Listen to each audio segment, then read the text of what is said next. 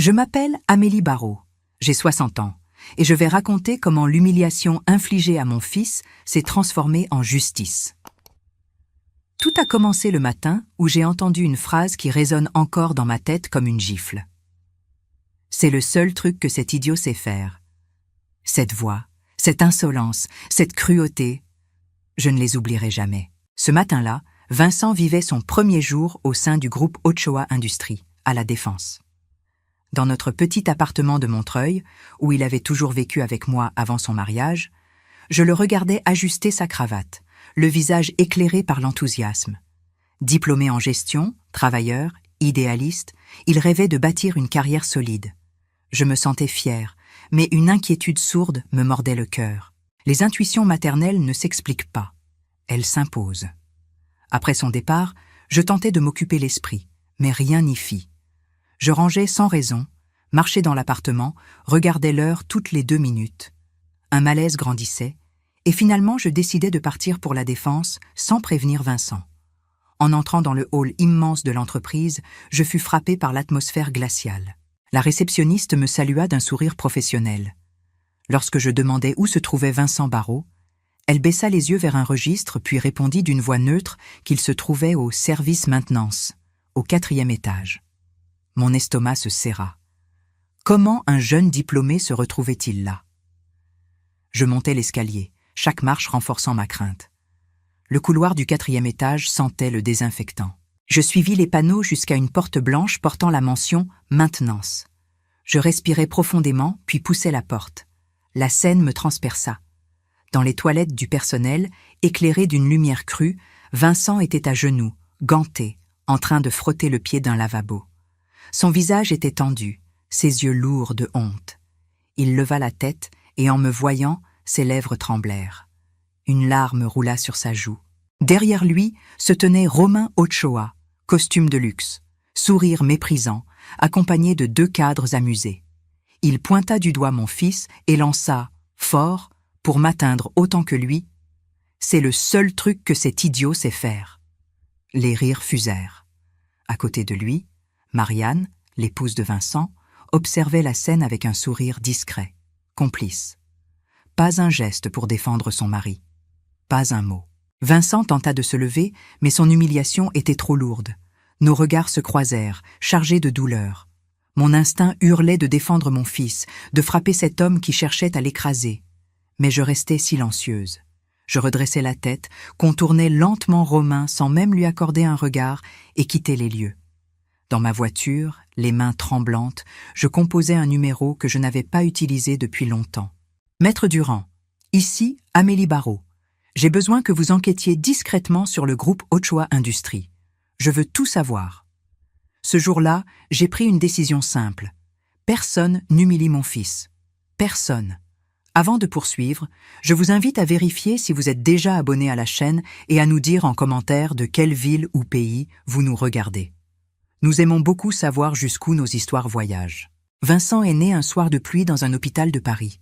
Je me souviens encore du bruit des gouttes contre la vitre, du néon blafard au-dessus de mon lit et du silence qui s'est installé dans ma poitrine quand j'ai tenu mon fils pour la première fois. Ernest, son père, était là cette nuit-là, maladroit, ému, un peu perdu. 3 années plus tard, il avait disparu. Un matin, j'ai trouvé une lettre posée sur la table de la cuisine.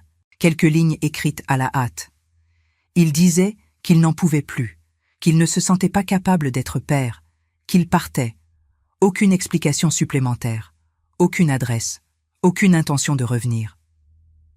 Je me suis retrouvée seule avec un petit garçon qui me regardait avec confiance. Je lui ai promis que jamais je ne partirais. Et j'ai tenu cette promesse. À 25 ans, sans diplôme supérieur, j'ai pris un petit appartement à Montreuil. 2 pièces, murs fins, chauffage capricieux, mais c'était notre refuge. Je me levais tôt, j'attrapais le RER pour Paris et je travaillais comme secrétaire dans un cabinet comptable. Plus tard, j'ai obtenu un poste d'assistante de gestion dans un cabinet d'expertise comptable réputé où j'ai gravi les échelons jusqu'à devenir responsable administrative. Je faisais des heures supplémentaires, je rentrais épuisée, mais je veillais toujours à ce que Vincent ressente du calme, de la sécurité et beaucoup d'amour. Son enfance fut studieuse. Dès la maternelle, les professeurs disaient qu'il avait une concentration rare et une curiosité vive. À chaque réunion, j'entendais presque la même phrase. « Votre fils ira loin, Madame Barrault ». Quand il me montrait ses cahiers soigneusement tenus, je sentais une fierté qui effaçait chaque nuit trop courte et chaque trajet trop long dans les transports. L'adolescence n'a pas changé son sérieux. Il voulait comprendre le monde, les entreprises, la manière dont les décisions se prenaient. Quand il a annoncé qu'il voulait étudier la gestion dans une grande école de commerce, j'ai senti mon ventre se serrer. Le coût des études dépassait tout ce que je pouvais imaginer. Pourtant, j'ai vendu ma petite voiture, pris un prêt, renoncé à toute dépense inutile. Nous avons vécu très simplement, mais Vincent ne devait pas porter le poids de mes inquiétudes. Il méritait un avenir digne. Il a réussi brillamment. Ses notes étaient excellentes. Ses professeurs l'appréciaient.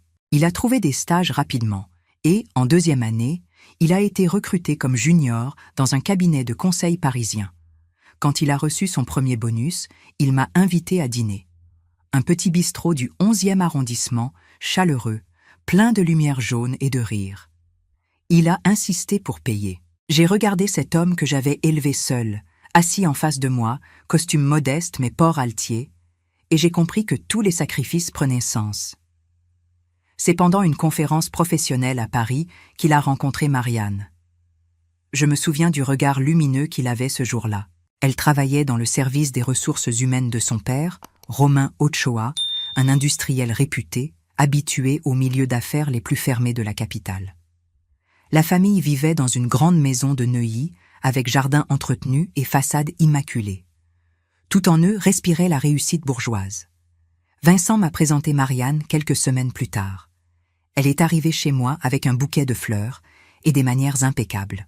Toujours souriante, polie, gentille, mais j'ai senti une distance étrange, comme un mur invisible entre son monde et le mien. Elle observait chaque détail de mon appartement modeste, pas par méchanceté, plutôt par habitude de vivre ailleurs, dans un milieu où l'argent donne confiance et où le confort est une évidence. Lorsque le mariage a été annoncé, j'ai essayé d'être heureuse pour mon fils. La cérémonie a eu lieu dans le jardin d'une immense propriété à Versailles. Les invités semblaient tous sortis du même moule, élégants, sûrs d'eux, convaincus d'appartenir à un cercle supérieur. Les serveurs circulaient avec des plateaux de champagne. Le traiteur proposait des plats que je ne savais même pas prononcer. C'est ce jour-là que j'ai rencontré Romain et Gabriel Ochoa. Lui m'a serré la main avec un sourire qui n'en était pas un. « Votre fils est brillant, Madame Barrault. Nous sommes ravis de l'accueillir dans notre famille. » Le ton poli cachait un jugement silencieux. Gabriel, dans son tailleur beige parfaitement ajusté, m'a salué comme on salue une connaissance lointaine, sans chaleur. Leur monde ne m'intimidait pas, mais je sentais que je n'y aurais jamais ma place. Quand Vincent a dit « oui » à Marianne, j'ai applaudi, j'ai souri, j'ai fait de mon mieux pour ne pas laisser paraître la petite douleur dans ma poitrine, celle qui me disait que quelque chose n'était pas à sa place, que les fondations de ce mariage reposaient sur une différence de milieu que Marianne n'assumerait jamais vraiment. J'étais fière de mon fils, profondément fière, mais un courant froid traversait mon cœur, annonçant peut-être ce que je refusais encore de voir. La fête brillait, les invités riaient, la musique jouait, mais sous tout cela, une ombre discrète se posait déjà sur l'avenir de Vincent. Une ombre que je reconnaîtrais seulement beaucoup plus tard. Après le mariage, Vincent et Marianne s'installèrent dans un appartement moderne à Boulogne. Une partie du loyer était réglée par la famille Ochoa, ce qui gênait Vincent mais semblait parfaitement normal à Marianne. Mon fils travaillait alors dans une entreprise de logistique à Paris, gagnant honnêtement sa vie. Il aimait cette progression méritée. Peu à peu, les pressions commencèrent. Lors des dîners familiaux, Romain et Gabriel glissaient des remarques calculées. « Tu devrais rejoindre l'entreprise de mon père », disait Marianne. « Tu aurais une vraie carrière », ajoutait Gabriel.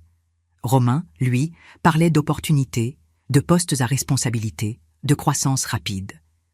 Vincent hésitait. Il voulait faire son chemin seul. Mais la perspective de grandir plus vite l'attirait malgré lui. Lorsque mon fils m'en parla, je lui répondis avec prudence. Je percevais une ombre derrière ses propositions brillantes, mais je ne voulais pas étouffer son espoir. Finalement, Romain lui proposa un poste au titre flatteur. Responsable du développement opérationnel. L'intitulé donnait l'illusion de prestige, mais la phrase suivante dévoilait le piège. Il faudra commencer par la base, sur le terrain. Marianne applaudit, convaincue qu'il s'agissait d'un passage normal. Vincent accepta. Le premier matin, il se présenta en costume, persuadé de débuter un programme d'intégration. À son arrivée, un contremaître l'accompagna dans un couloir où les parfums de détergent dominaient. Quelques minutes plus tard, on lui remit des gants de ménage. « Les toilettes doivent être faites avant la pause », ordonna-t-on. L'humiliation commença ainsi. Pendant ce temps, une inquiétude croissante me rongeait. Cette impression que quelque chose m'échappait devint insupportable. Je pris rendez-vous avec Maître Durand dans son bureau du boulevard Haussmann. Je lui demandai d'examiner la santé financière du groupe Ochoa Industries. Les résultats furent accablants. Emprunts bancaires lourds, usines presque désertées dans le nord et l'est de la France, retard de paiement, fournisseurs mécontents, train de vie personnel disproportionné. L'entreprise était au bord du dépôt de bilan. Maître Durand m'expliqua également que le traitement infligé à Vincent constituait un cas flagrant de harcèlement moral au travail, passible de poursuites pénales. Mais je savais que Vincent ne voudrait jamais porter plainte.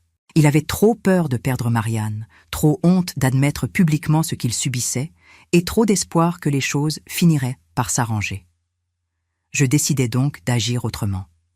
À mesure que je découvrais l'étendue du désastre, une résolution se formait en moi. J'avais des économies construites sur des décennies de sacrifices. Un livret A, une assurance vie, un PEA, un petit appartement locatif hérité d'un oncle sans enfant. Mais cela ne suffirait jamais pour racheter une entreprise industrielle. Maître Durand, cependant, avait une solution. Il connaissait un groupe d'investisseurs privés, des hommes d'affaires discrets qui cherchèrent des opportunités de redressement. Lorsqu'il leur présenta le dossier Ochoa, avec ses actifs sous-évalués et son potentiel de restructuration, ils acceptèrent de participer au montage financier. Je serai l'actionnaire majoritaire grâce à mes fonds propres, et eux apportèrent le complément nécessaire en échange de parts minoritaires. Avec Maître Durand, nous créâmes une société écran, une SAS nommée Groupe Investissement du Val-de-Loire. Nous préparâmes un plan de rachat complet, juridiquement irréprochable, conçu pour prendre le contrôle avant que l'entreprise ne s'effondre. Ils croyaient que j'étais juste une petite mère de banlieue. Ils n'avaient aucune idée de ce dont j'étais capable. Pendant que Maître Durand finalisait toutes les démarches, Vincent s'enfonçait dans une spirale de découragement. Pendant plusieurs semaines, il fut assigné à des tâches de nettoyage dans les vestiaires et les toilettes. Son salaire était dérisoire. Lorsqu'il exprimait sa détresse, Marianne répondait qu'il était trop fier, que cela lui ferait du bien, qu'il devait apprendre l'humilité. La scène qui brisa définitivement son courage eut lieu lors d'une visite de clients allemands. Romain voulait impressionner ses partenaires potentiels. Il les guida à travers les bureaux, multipliant les discours grandiloquents. Puis il ouvrit la porte des toilettes privées de la direction. Là, à genoux, en train de nettoyer le sol, se trouvait Vincent. Un des clients resta figé. L'atmosphère se tendit. Romain éclata de rire. « Voici mon gendre. C'est le seul truc que cet idiot sait faire. » Les cadres autour de lui sourirent. Marianne détourna les yeux, comme si elle ne connaissait pas l'homme humilié devant elle. Vincent se releva lentement. « Je veux partir », dit-il d'une voix blanche. « Immédiatement. » Romain, trop heureux de se débarrasser de lui, accepta une rupture conventionnelle avec une indemnité minimale, juste pour en finir rapidement. Vincent signa les documents et quitta les lieux le jour même. Le soir même, une dispute éclata entre lui et Marianne. Elle minimisait tout, l'accusait de manquer d'ambition. Il fit ses valises et revint vivre chez moi. Pendant qu'il tentait de reprendre souffle, Maître Durand compléta le rachat. Les banques françaises pressaient Romain de rembourser des dettes colossales. La lettre d'intention envoyée via notre société écran attira immédiatement son attention. Il croyait voir arriver une solution miracle. La rencontre fut organisée dans un hôtel professionnel près de la Défense. Les investisseurs, mandatés par Maître Durand, jouèrent leur rôle avec précision. La négociation fut féroce.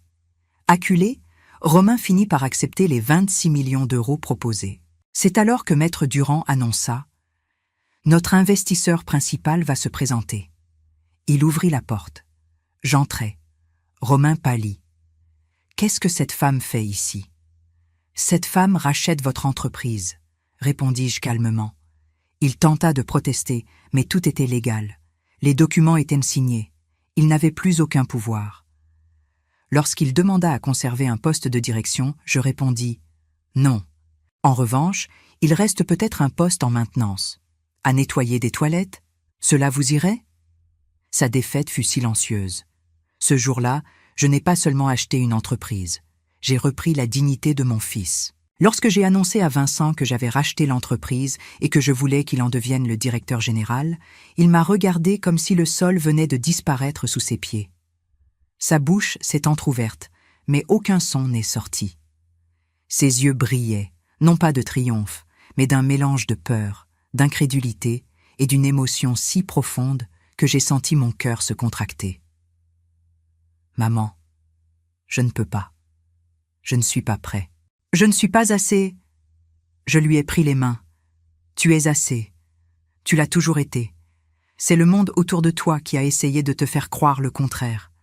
Maintenant, tu vas prendre ta place, la place que tu mérites, et je serai là, à chaque étape. » Il a secoué la tête, submergé, puis s'est effondré contre moi comme lorsqu'il était enfant.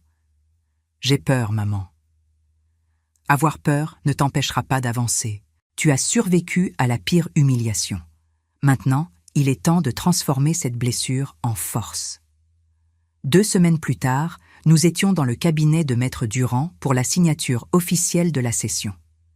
Les fonds avaient été transférés depuis mes assurances-vie, mon livret A, mon PEA chargé d'années de patience et la vente d'un petit appartement locatif que j'avais acheté il y a longtemps. Rien n'était laissé au hasard. La nouvelle structure juridique avait été créée, un conseil d'administration constitué et Vincent nommé officiellement directeur général par décision inscrite au registre du commerce. Je me souviens encore du moment où il a signé son premier document en tant que dirigeant. Sa main tremblait légèrement, mais son regard était clair. « Je vais faire de mon mieux, maman. » Je n'en ai jamais douté. Lorsque nous sommes arrivés à l'ancienne siège de groupe Ochoa Industries, à La Défense, l'air semblait différent, comme si les murs eux-mêmes attendaient de respirer enfin. La plaque avait déjà été retirée. Dans quelques semaines, une nouvelle serait installée, Industrie Barreau. Nous avions convoqué tous les employés dans la grande salle de conférence. 120 visages, certains anxieux, certains curieux, beaucoup fatigués. Je suis monté sur l'estrade, Vincent à mes côtés. Bonjour à toutes et à tous. Je suis Amélie Barreau, la nouvelle propriétaire de cette entreprise. Je sais que les derniers mois ont été difficiles. Je sais aussi que beaucoup d'entre vous ont travaillé sans compter vos heures, sans recevoir la reconnaissance que vous méritez. Je veux que vous entendiez ceci très clairement. Vos emplois sont maintenus. Vos salaires seront régularisés. Et à partir d'aujourd'hui, le respect sera la règle, pas l'exception. Des murmures parcoururent la salle, des épaules se détendirent, des regards s'illuminèrent. Puis, Vincent fit un pas en avant. Je le vis respirer profondément. Certains d'entre vous m'ont vu nettoyer les toilettes ici. Certains ont même dû détourner le regard pour ne pas être mêlés à des conflits qui ne vous concernaient pas. Je ne vous en veux pas. Nous faisons tous ce que nous pouvons pour survivre. Mais je veux que vous sachiez quelque chose. Je n'oublierai jamais ce que j'ai vécu dans ces couloirs. Et c'est précisément pour cela que je m'engage à diriger cette entreprise avec dignité. Personne ici ne sera humilié. Personne ne sera écrasé. Nous allons reconstruire ensemble, comme une équipe. Le silence qui suivit fut dense, puis les applaudissements éclatèrent, sincères, puissants. Certains employés vinrent lui serrer la main à la fin. Un technicien lui dit « Je vous ai vu ce jour-là. J'ai eu honte, pas de vous, mais de ce qu'on vous faisait subir. Aujourd'hui, je suis fier d'être là. » Vincent en eut les larmes aux yeux. Pendant que nous avancions, la vie de la famille Ochoa s'effondrait. La maison de Neuilly fut saisie par la banque. Gabriel demanda le divorce, exaspéré par les dettes et les mensonges de Romain. Marianne, quant à elle, tenta de revenir vers Vincent. Elle l'attendit un soir devant mon immeuble, vêtue de son manteau le plus cher, les yeux pleins de fausses contritions. « Vincent, écoute-moi. On peut tout reconstruire. Tu as changé. Tu es quelqu'un maintenant. Nous pouvons être forts ensemble. » Il la regarda calmement. « Je suis quelqu'un depuis longtemps, Marianne. Tu n'as simplement jamais voulu le voir. Je veux divorcer. Et rien ne me fera changer d'avis. » Elle partit en larmes, mais son chantage sentimental n'avait plus de prise. La dignité avait repris sa place. Romain, dans un dernier sursaut d'orgueil, tenta de nous poursuivre devant le tribunal de commerce et même au prud'homme. Il accusait fraude, manipulation, complot. Les juges rejetèrent tout en bloc. Les pièces étaient limpides, la vente irréprochable. Il fut condamné à payer les frais de procédure, une somme qu'il n'avait même plus les moyens d'assumer. Pendant ce temps, Vincent restructurait l'entreprise. Il renégociait des contrats avec des fournisseurs du nord et de l'est de la France, mettait en place une nouvelle politique de ressources humaines, rétablissait un climat de respect. Peu à peu, Industrie Barreau reprenait vie. Il avait tout perdu. Nous commencions enfin à vivre. 5 ans ont passé. Parfois, lorsque je marche dans les couloirs lumineux d'Industrie Barreau, je peine à croire que tout cela est né d'un moment de douleur, d'un instant où j'ai vu mon fils à genoux dans des toilettes qui n'auraient jamais dû être son terrain d'apprentissage. Aujourd'hui, l'entreprise possède 2 nouvelles usines, l'une en Normandie et l'autre dans les Hauts-de-France. Les contrats internationaux se sont multipliés et les équipes travaillent dans une ambiance humaine où chacun se sent respecté. Je suis officiellement retraité depuis 2 ans, mais les salariés m'appellent affectueusement la mère fondatrice. J'aime cette idée. J'aime traverser les ateliers, m'arrêter pour discuter avec les employés, sentir que cet endroit a retrouvé une âme, une dignité. Vincent y veille chaque jour avec une détermination calme, loin de l'arrogance froide qui régnait autrefois. La vie privée de mon fils a changé, elle aussi. Il a rencontré Diane, une jeune architecte issue d'une famille simple, chaleureuse, bien différente du milieu dans lequel il s'était autrefois perdu. Je me souviens de leur mariage, un après-midi doux de début d'été dans un village de Bourgogne. Les chaises en bois, les nappes blanches, la guitare d'un ami et surtout leurs regards. 2 regards qui disaient la même chose. Cette fois, c'est vrai, c'est solide, c'est humain. Aujourd'hui, ils attendent leur premier enfant, mon premier petit enfant.